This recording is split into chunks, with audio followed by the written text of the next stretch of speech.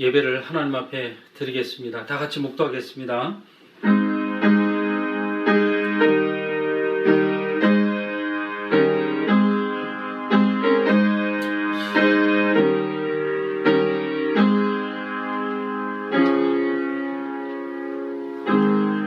오라 우리가 굽혀 경배하며 우리를 지으신 여호와 앞에 무릎을 꿇자.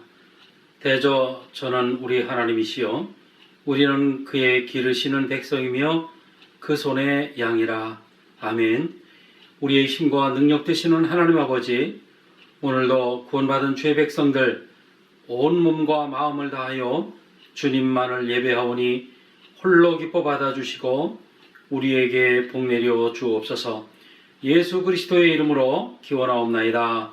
아멘. 찬송가 20장 부르겠습니다.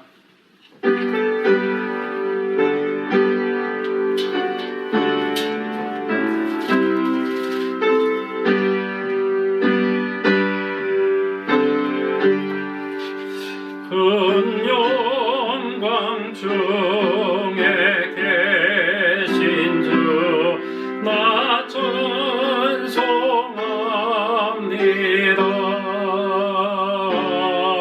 영원히 계신 주 이름 나 찬송합니다.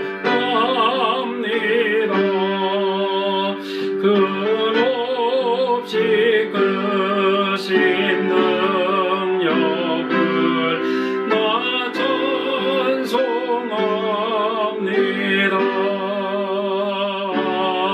참되고 미쁜 구원양 나 찬송합니다.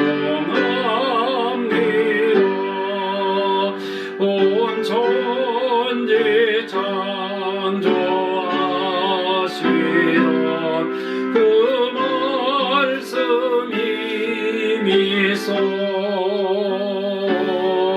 영원히 변치 않는 줄 나 믿사옵니다.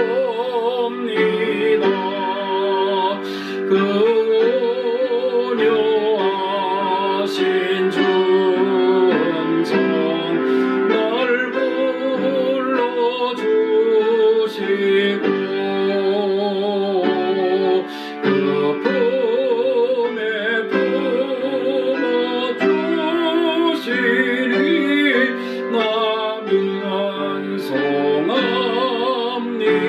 찬송합니다. 아멘. 교독문 7번 함께 교독하겠습니다. 제가 먼저 하고 여러분들은 뒤에 이어서 하면 되겠습니다. 교독문 7번입니다. 여호와여 어느 때까지이니까 나를 영원히 잊으시나이까? 주의 얼굴을 나에게서 어느 때까지 숨기시겠나이까? 나의 영혼이 번민하고 종일토록 마음에 근심하기를 어느 때까지 하오며 내 원수가 나를 치며 자랑하기를 어느 때까지 하리이까? 여호와 내 하나님이여 나를 생각하사 응답하시고 나의 눈을 밝히소서. 두렵건대 내가 사망의 잠을 잘까 하오며 두렵건대 나의 원수가 이르기를 내가 그를 이겼다 할까 하오며 내가 흔들릴 때에 나의 대적들이 기뻐할까 하나이다. 나는 오직 주의 사랑을 의지하여 싸우니 나의 마음은 주의 구원을 기뻐하리이다. 함께합니다. 내가 여호와를 찬송하리니 이는 주께서 내게 은덕을 베푸심이리로다. 아멘. 우리 다 같이 머리를 숙이시고 먼저 죄를 고백하는 시간 갖겠습니다. 저와 여러분 모두가 하나님 앞에 죄인들이기 때문에 입술을 벌려 나는 죄인입니다. 예수 그리스도의 보혈이 아니면 구원받을 수 없습니다. 한 주간의 삶을 살면서 말씀대로 살지 못했음을 고백합니다라고 우리 함께 죄를 고백하는 시간 갖습니다.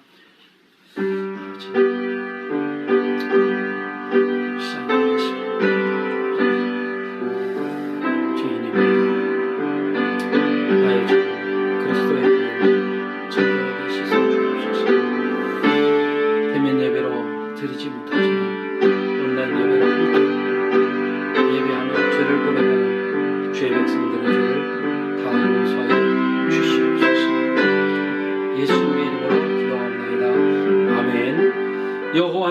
상한 마음이 상한 자에게 가까이 하시고 중심에 통회하는 자를 구원하시는도다. 의인은 고난이 많으나 여호와께서 그 모든 고난에서 건지시는도다. 여호와께서 그의 종들의 영혼을 속량하시나니 그에게 피하는 자는 다 벌을 받지 아니하리로다. 아멘. 신앙 고백하시겠습니다. 전능하사 천지를 만드신 하나님 아버지를 내가 믿사오며 그의 아들 우리 주 예수 그리스도를 믿사오니 이는 성령으로 잉태하사 동정녀 마리아에게 나시고 본디오 필라도에게 고난을 받으사 십자가에 못 박혀 죽으시고 장사한 지 사흘 만에 죽은 자 가운데서 다시 살아나시며 하늘에 오르사 전능하신 하나님 우편에 앉아 계시다가 저리로서 산 자와 죽은 자를 심판하러 오시리라. 성령을 믿사오며 거룩한 공예와 성도가 서로 교통하는 것과 죄를 사하여 주시는 것과 몸이 다시 사는 것과 영원히 사는 것을 믿사옵나이다. 아멘. 여러분, 준비하시는 금 하나님 앞에 드리겠습니다. 여러분께서 준비하셨다가 드리는 금은 다음 주에 대면 예배로 드릴 때 여러분들 내시면 되겠습니다. 우리 찬송가 258장 부르겠습니다.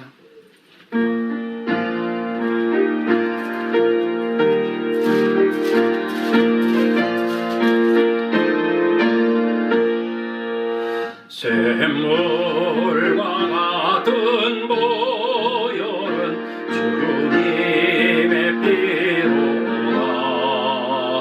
보혈의 죄를 씻으면 정하게 되겠네. 정하게 되겠네. 정하게 되겠네. 보혈의 죄를 씻으면 정하게 되겠네. 저러저 회개하고서 보혈에 씻었네. 저러저 같은 이 몸도 죄식기 원하네. 죄식기 원하네. 죄식기 원하네. 저러저 같은 이 몸도 죄식기 원하네. 죄속함 받은 백성은 영생으로 뵙네. 샘솟듯 하는 비원세 한없이 끊어도 한없이 끊어도 한없이 끊어도 샘솟듯 하는 비원세 한없이 끊어도 날 정케 하신 피보니 그 사랑 한없네. 사할 동안 받는 사랑을 늘 찬송하겠네. 늘 찬송하겠네. 늘 찬송하겠네. 살 동안 받는 사랑을 늘 찬송하겠네.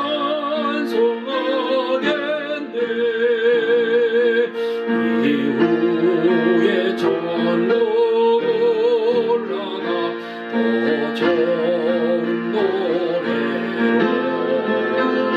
날 구속하신 은혜를 늘 찬송하겠네. 늘 찬송하겠네.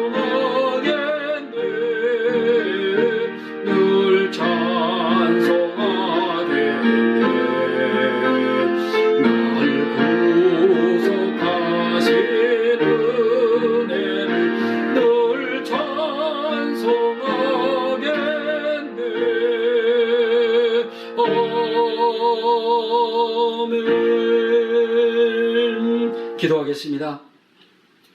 우리에게 은혜를 내려주시는 하나님 아버지, 주님의 이름을 높이 찬양하며 영광과 존귀를 돌립니다. 홀로 영광 받으시옵소서. 예수 그리스도의 십자가 보혈을 통하여 우리의 죄를 다 용서하시고 구원하셔서 하나님의 백성으로서 하늘의 소망을 가지고 한 주간도 살게 하신 은혜를 기억하며 감사를 드립니다. 지나간 한 주간도 말씀대로 살기보다는 인간적인 방법으로 내 스스로 무엇인가 해결해 보려고 그러한 삶을 살았습니다. 그러나 우리는 아무것도 해결할 수가 없었음을 고백합니다.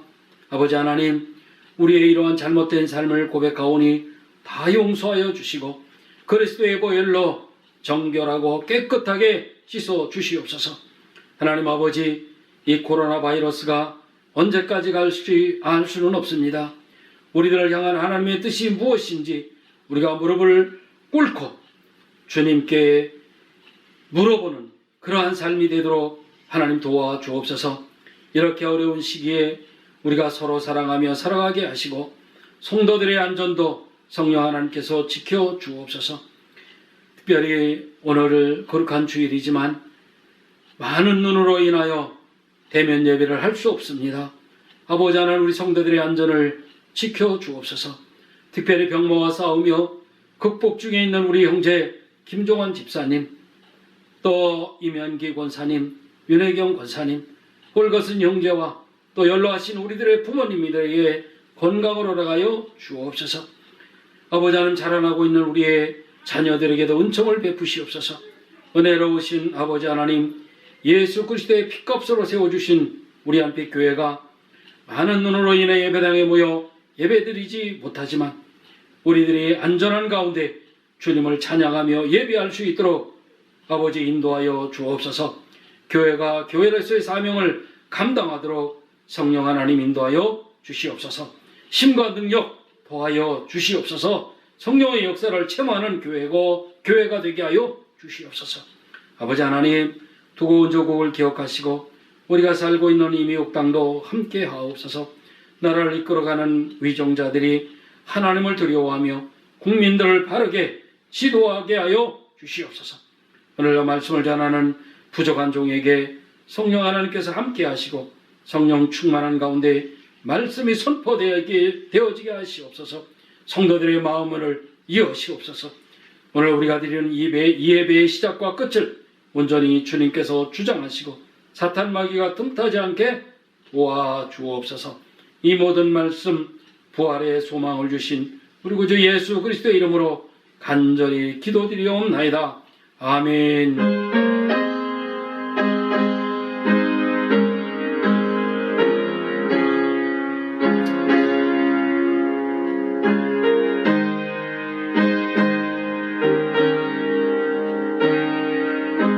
말씀은 사도행전 16장 6절부터 15절까지의 말씀입니다.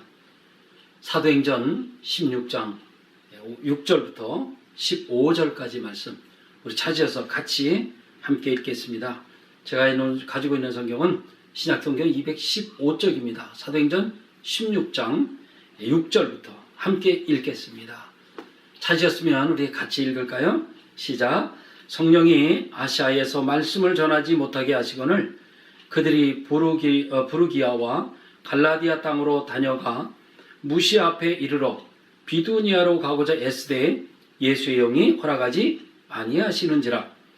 무시아를 지나 드로아로 내려갔는데 밤에 환상이 바울에게 보이니 마게도냐 사람 하나가 서서 그에게 청하여 이르되 마게도냐로 건너와서 우리를 도우라 하거늘 바울이 그 환상을 보았을 때 우리가 곧 마게도냐로 떠나기를 심쓰니 이는 하나님이 저 사람들에게 복음을 전하라고 우리를 부르신 줄로 인정함이로라. 우리가 드로아에서 배로 떠나 사모드라게로 직행하여 이튿날 네아폴리로 가고 거기서 빌립보에 이르니 이는 마게도냐 지방의 첫 성이요 또 로마의 식민지라.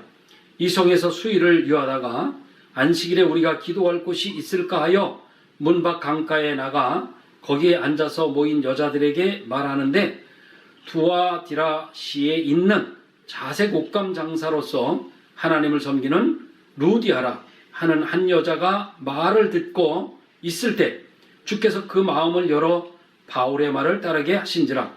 그와 그 집이 다 세례를 받고 우리에게 청하여 이르되 만일 나를 주 믿는 자로 알거든 내 집에 들어와 유하라 하고 강권하여 머물게 하니라. 아멘. 사도 바울은 1차 전도 여행을 마치고 2차 전도 여행을 계획합니다.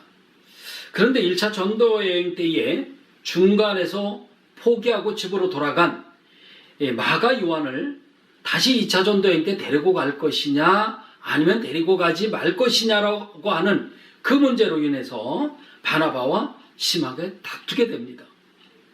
그 다툰 이후에 바나바는 마가 요한을 데리고 가고 사도 바울은 실라라고 하는 사람을 새로 픽업을 해서 2차 전도 여행을 떠나게 되는 거죠. 바나바와 결별을 하게 된 겁니다. 사도 바울은 바나바와 헤어져 이 실라라고 하는 사람만을 데리고 2차 전도 여행을 오르게 되는데 2차 전도 여행 때 더베를 거쳐서 루스드라에 도착하게 됩니다. 그런데 거기에서 하나님께서 신실한 동역자인 디모데를 준비시켜 주셨습니다. 그래서 디모데를 데리고 2차 전도 여행을 신라와 함께 떠나게 됩니다. 그리고 비시디 안데옥을 거쳐서 루스드라와 그 다음에 이고니온을 거쳐서 더 북쪽 비두니아로 가서 예수 그리스도의 복음을 증거하려고 생각을 했습니다. 그런데 문제가 생겼습니다. 드로아에 일행이 도착을 했을 때에 성령께서 그들의 길을 막으셨던 거죠. 바울이 생각했던 소아시아 지방이 아니라 유럽으로 건너가 복음을 전하라고 하는 명령이었습니다. 사도 바울은 성령의 인도하신 대로 소아시아 지역에서 복음 전하는 것을 포기를 하고 마게도냐 지방을 향해서 즉시로 떠나게 됩니다. 하나님의 부르심을 받아 주의 일을 감당하는 사람들은요, 자신의 의지로 하나님의 일을 감당해서는 절대로 안 됩니다. 그 일이 아무리 좋아 보인다고 할지라도, 또 그것이 성공하는 길 같다고 할지라도 하나님께서 원하시는 길이 아니라면 빨리 포기하고 돌아서야 하는 것입니다. 그런데 사람들은 그렇게 하지 않습니다. 하나님의 뜻이 아닌 자기가 계획한 대로, 자기의 의도한 대로 하려고 하는 거죠. 결국에 가서는 자기 의도대로 되지도 않고 하나님의 영광을 가려우는 일이 얼마나 많은지 모릅니다. 이러한 일들이 하나님을 믿는 사람들 안에서 일어난다는 것입니다. 이것은 정말 안타까운 일이 아닐 수 없습니다.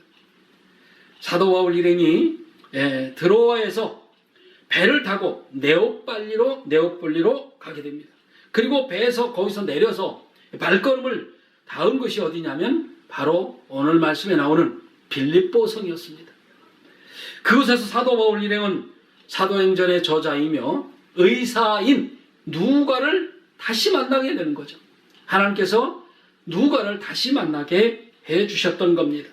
그리고 그와 함께 다시 전도여행을 떠나게 된 거죠. 그러니까 실라와 그리고 디모데와 의사인 누가가 동참하게 된 겁니다. 오늘 우리가 읽은 본문에는 이 빌립보 성에서 사도 바울 일행이 복음의 씨를 뿌리는 장면이 나와 있습니다. 빌립보에서 복음을 전한 시간은 짧았습니다마는 그러나 사도 바울 사역의 성과는 매우 뛰어났습니다. 그리고 유럽 교회의 든든한 기반을 이루게 됩니다. 그렇지만 사도 바울 일행이 빌립보에서 전도를 할 때에 사실 전도받은 사람들 모두가 다 예수를 나의 구주로 받아들인 것은 사실 아닙니다. 소수의 사람들만이 복음을 받아들였습니다. 그 첫 열매가 오늘 본문의 루디아라고 하는 여인이죠. 사도 바울이 전한 복음을 루디아라고 하는 이 여인이 받아들였고, 루디아를 통해서 그 온 집안이 다 예수를 믿고 구원받게 된 것입니다. 그리고 세대까지 받게 된 것입니다. 그리고 루디아가 바울을 자기 집에 초청한 후에 계속 머물도록 요청했다는 것이 오늘 본문의 줄거리입니다. 오늘 11절부터 13절까지 먼저 보겠습니다. 우리가 드로아에서 배로 떠나 사모드라게로 직행하여 이튿날 네오빨리로 가고 거기서 빌립보에 이르니 이는 마게도냐 지방의 첫 성이요 또 로마의 식민지라. 이 성에서 수일을 유하다가 안식일에 우리가 기도할 곳이 있을까 하여 문 밖 강가에 나가 거기에 앉아서 모인 여자들에게 말하는데, 보통 사도 바울이 새로운 도시를 방문하고 복음을 전할 때에 제일 먼저 유대인의 회당에 들어가서 복음을 전하는 것이 일반적이었습니다. 사도 바울이 그렇게 유대인의 회당을 제일 먼저 찾아간 이유가 있었어요. 그리고 거기서 복음을 전하는 이유가 있었어요. 그것은 가급적이면 동족인 유대인들에게 먼저 복음을 전하고 그들이 구원받기 위한 그런 사도 바울의 간절한 마음이 있었기 때문이었죠. 그런데 빌립보 성에 도착해서 회당에 들어가서 복음을 전했다라고 하는 말씀은 찾아볼 수가 없습니다. 빌립보 성에 여러 날 동안 머물러 있었지만 또 안식일이 되었지만 회당을 찾았다는 말씀이 없지요. 유대인들의 법에 따르면 하나의 회당에는 최소한 10명의 남성들이 있어야만 했다라고 합니다. 그래야 회당이 지어지고 회당이 운영되어졌다는 거죠. 그런데 본문의 여자들만 언급한 것으로 보아서 빌립보 성에는 유대인의 공동체가 형성되지 못했고 그리고 유대인의 수가 그리 많지 않았다라는 것을 우리가 이 말씀을 통해 추측해 볼 수가 있습니다. 아무튼 간에 오늘 본문에 등장한 회당이 아닌 이 기도처의 장소는 주로 강변 혹은 바다 근처 등에 있었던 것으로 알려지는데요. 그 이유가 있었습니다. 그것은 뭐냐면 유대의 정화의식에 필요한 물을 구하기 위해서였다는 거지요. 물이 필요했던 겁니다. 그래서 기도처는 될 수 있으면 강가나 혹은 바다 근처로 정해졌던 것 같습니다. 그런 견해가 설득력이 있는 거지요. 안식일이 되어서 사도 바울 일행이 기도할 곳이 있는가 해서 빌립보 강가로 그래서 나갔던 거죠. 그런데 거기에 몇 명의 여자분들이 모여서 기도하는 모습을 발견하게 된 겁니다. 그렇지만 사도 바울은 이들의 적은 모임을 무시하지 않았습니다. 적은 무리가 모였다고 그래서 사도 바울이 그냥 지나쳐버린 것이 아니죠. 적은 무리가 모였다고 할지라도 내 이름으로 모인 곳에 내가 함께 하겠다라고 약속하신 이 마태복음 18장 20절의 주님의 말씀을 사도 바울이 잊지 않고 기억했기 때문입니다. 14절 보겠습니다. 두아디라시에 있는 자색옥감 장소로서 하나님을 섬기는 루디아라 하는 한 여자가 말을 듣고 있을 때 주께서 그 마음을 열어 바울의 말을 따르게 하신지라.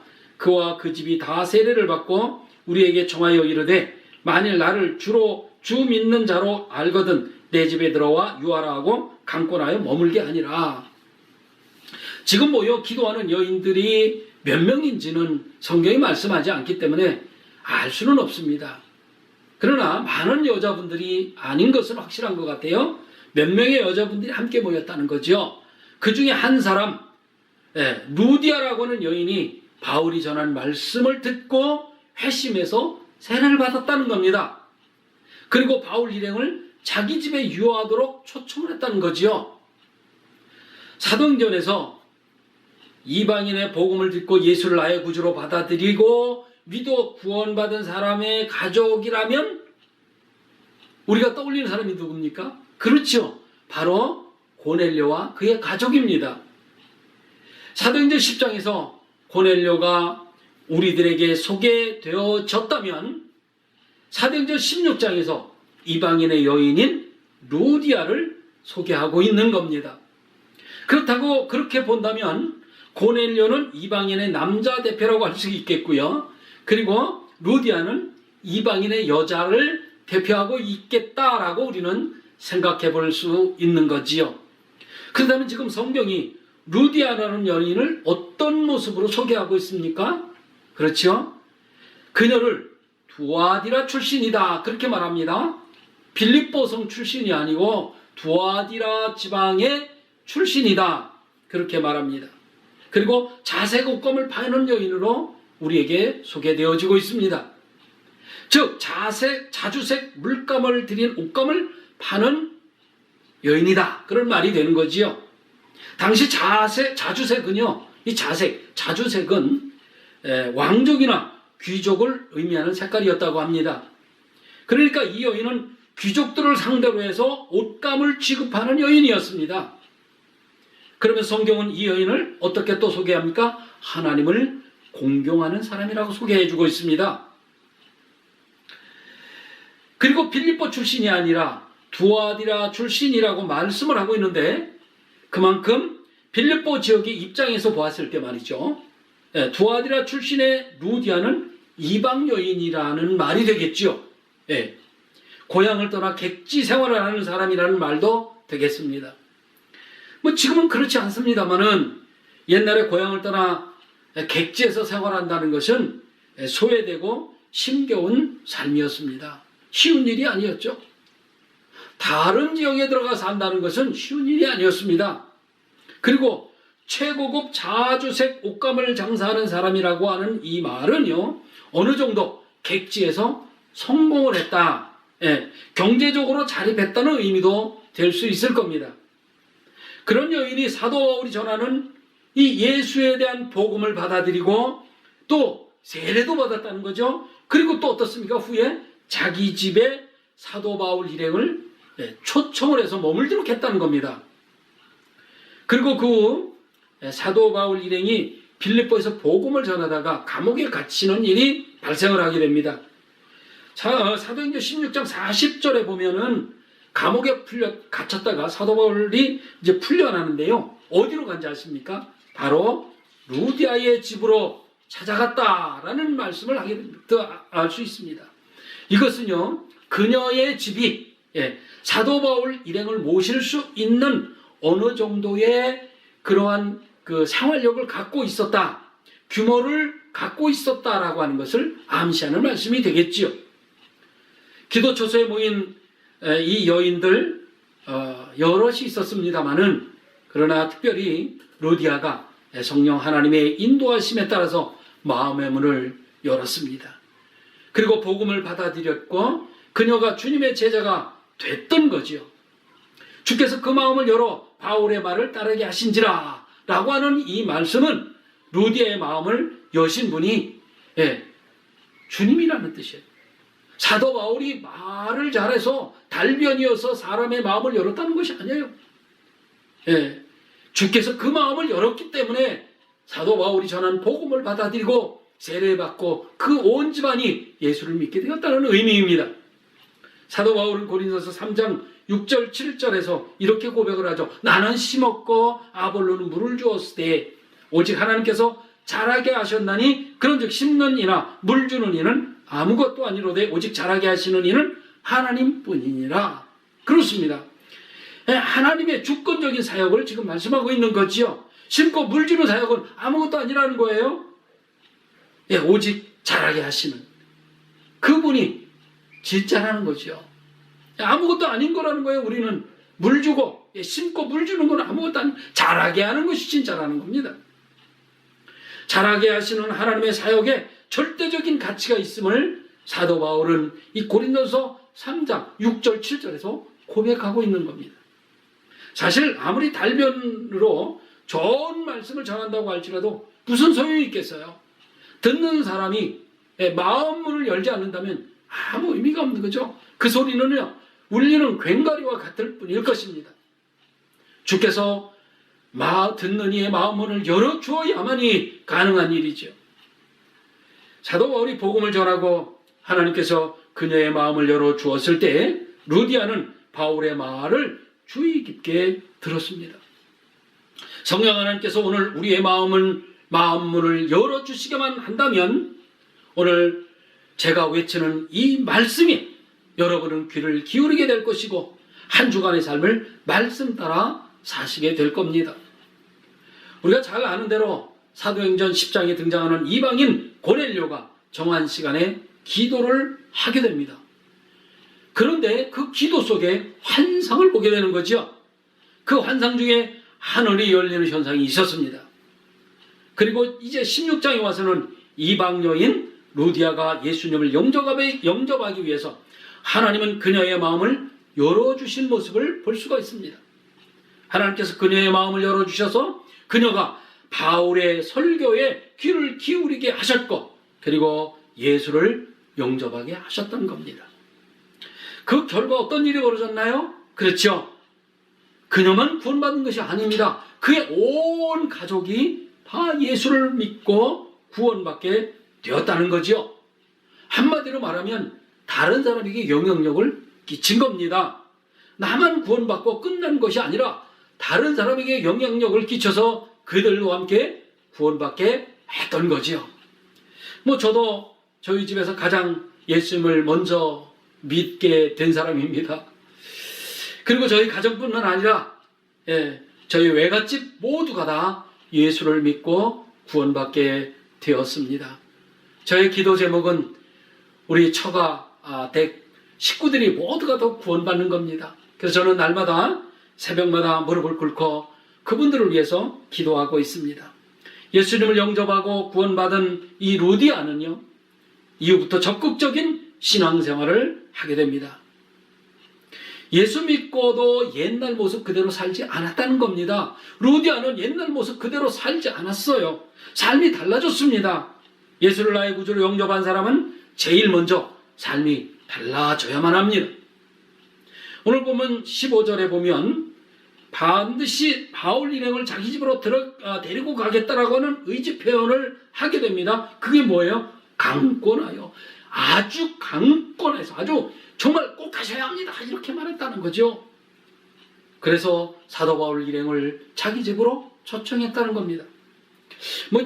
지금이야 집으로 초대하는 일이 그렇게 큰 일은 아닌 것으로 우리는 여길 수 있겠습니다만은, 당시 그리스도인들의 환대는요, 교회가 지녔던 뛰어난 덕목 중에 하나였어요. 자기 집을 그리스도인을 초대하는 것은요, 굉장히 큰 덕목 중에 하나였다는 거예요. 그만큼 다른 사람을 초대하는 일은 귀한 일이었고, 그리고 초대받는 것이 아주 대단한 일이었다는 겁니다. 예수를 나의 구주로 영접한 루디아, 곧바로 이러한 모범을 삶에 실천하였던 거죠. 사실 사도 바울은 두 번째 전도 여행을 시작하면서 가장 든든한 동역자인 바나바와 결별하는 아픔을 겪었습니다.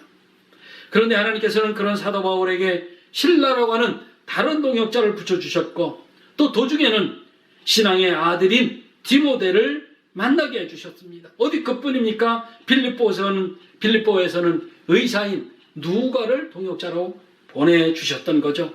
그리고 성령의 인도하심으로 유럽으로 건너간 그에게 루디아라고 하는 아주 신실한 후원자를 만나게 해주신 것입니다.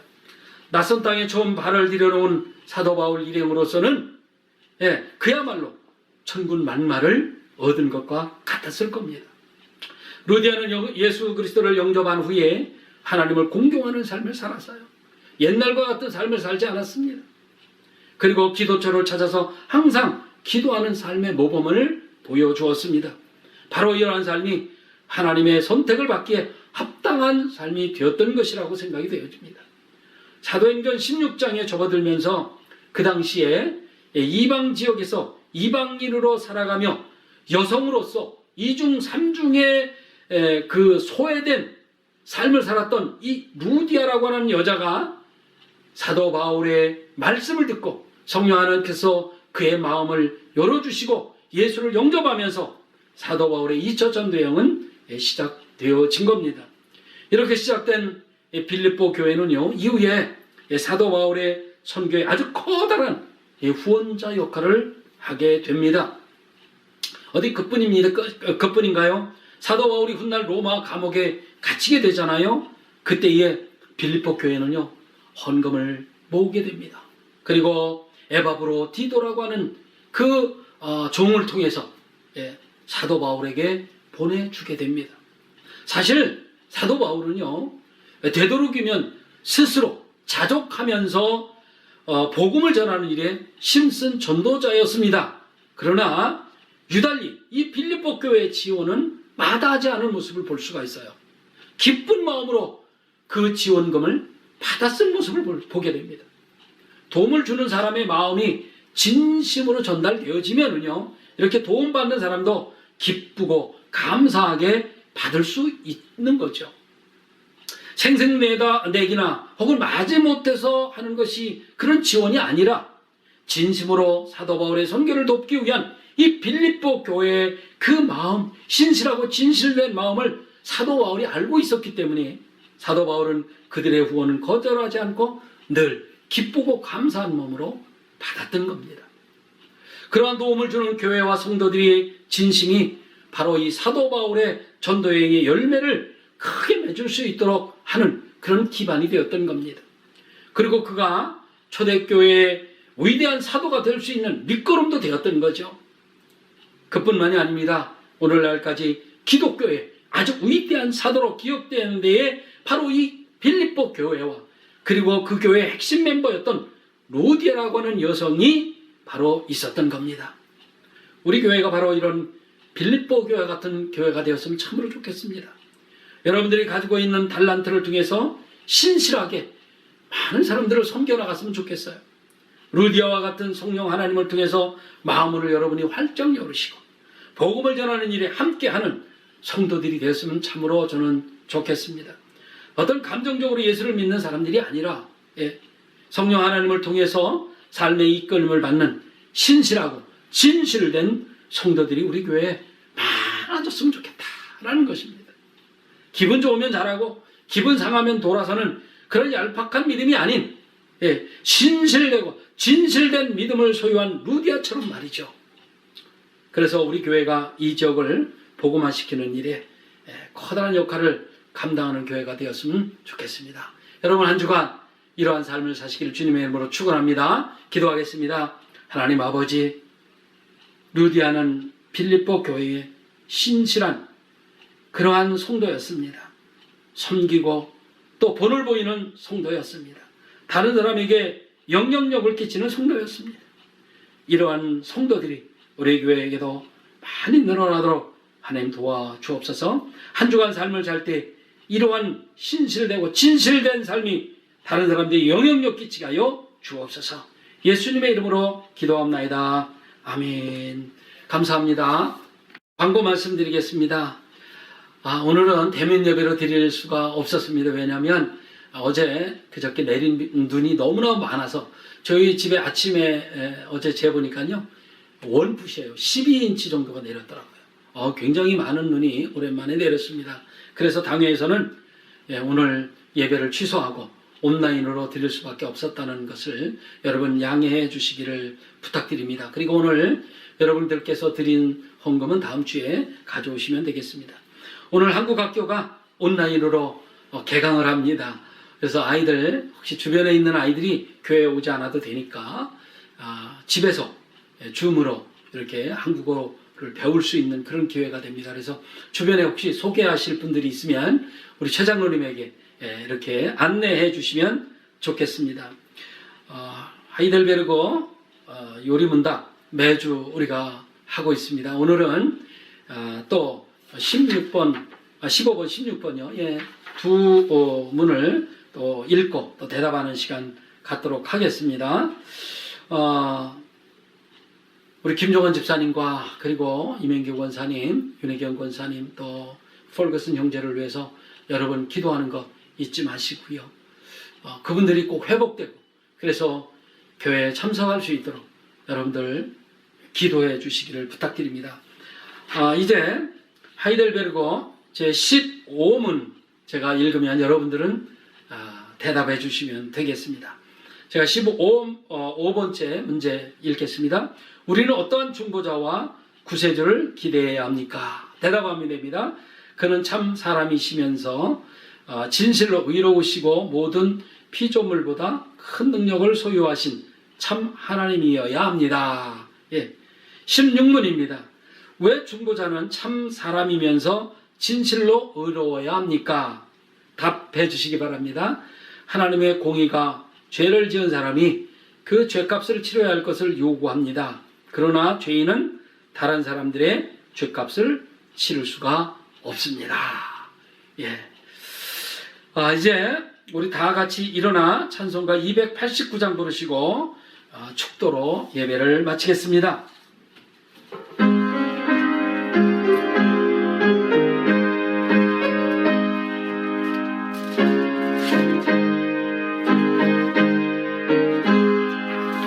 주 예수 내 맘에 들어와 계시고 변하여 새 사람 되고 내가 늘 바라던 참빛을 찾음도 주 예수 내 맘에 오심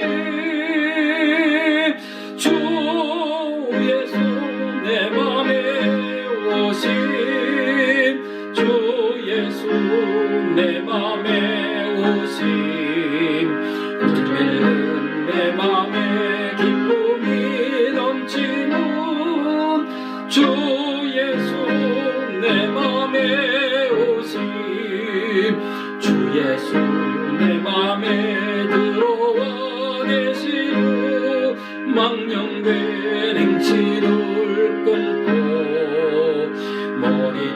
머리털보다도 노만 덧내 되고 눈보다 더 이어졌네 주 예수 내 맘에 오심 주 예수 내 맘에 오심 눈물든 내 맘에 기쁨이 넘치는 주 예수 내 맘에 오심 내 맘에 소망을 든든히 가지는 주 예수 내 맘에 오심 의심의 구름이 사라져버린 것 주 예수 내 맘에 오심 주 예수 내 맘에 오심 주 예수 내 맘에 오심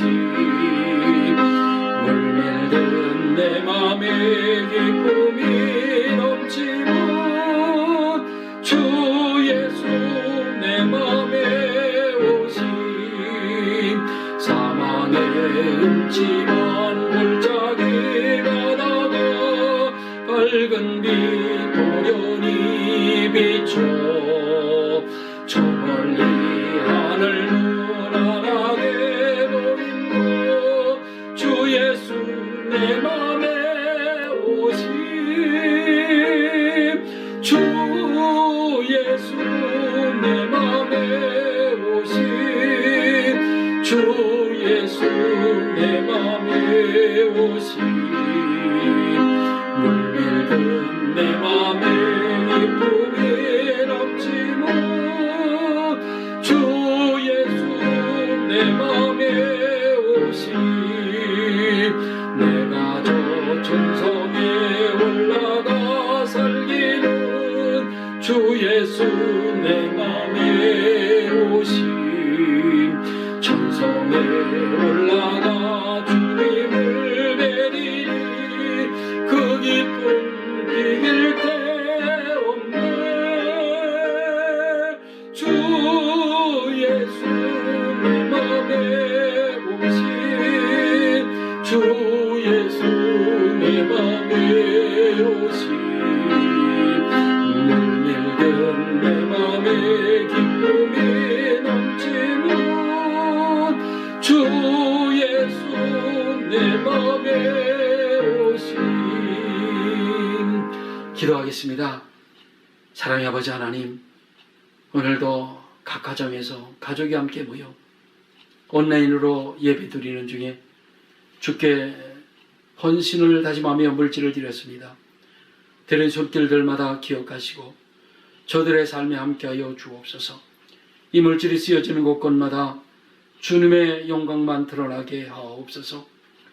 아버지 하나님, 저희들 물질 때문에 어려움 당치 않게 하시고 물질 때문에 시험에 들지 않게 하시며 물질 때문에 하나님의 일 방해받지 않게 하옵소서.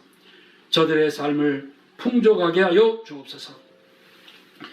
지금은 우리를 죄악 가운데서 구원해 주신 예수 그리스도의 은혜와 우리의 죄를 사하시고 해요 독생자 예수 그리스도를 보내주신 하나님 아버지의 극진하신 사랑하심, 성령의 교통하심이 새로운 한 주간 진실된 삶을 통하여 다른 사람에게 영향력 끼치기를 다짐하고 바라는 주의 백성들 머리 위에, 저들의 가정 위에, 저들이 하는 사업 위에, 그리고 섬기는 한빛 장로교회 위에 이제로부터 영원토록 함께 있을지어다. 아멘.